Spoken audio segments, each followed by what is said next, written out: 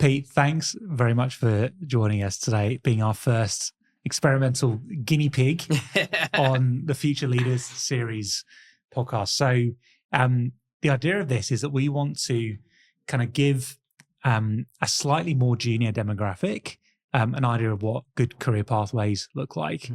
So Mike, as listeners will know, often speaks to people who have made it to that sales director or sort of GM level, who will then talk about the journey they've made to get there.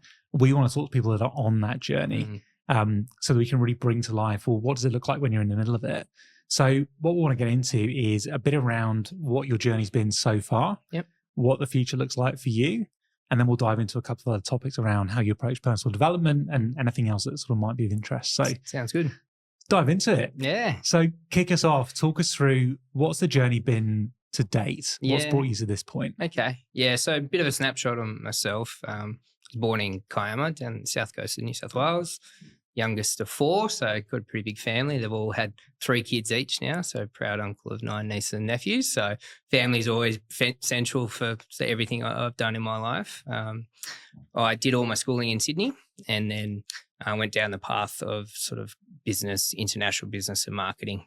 After uni, I looked at a few different areas.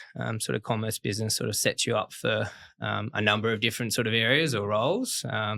Looked at finance and different areas, but FMCG or consumer goods sort of drew me in. I've always loved the idea of something tangible rather than having like a number on the screen. So like consumer goods and having products and development and seeing the journey of actually selling that into store sort of drew me in. Got my first start at Victoria Coffee, which is an Australian family-run business. Really exciting, great bunch of guys there. Went in there as a grad role. Got really great exposure across a lot of the functions in the business, and then sort of marketing and sales drew me into that space. So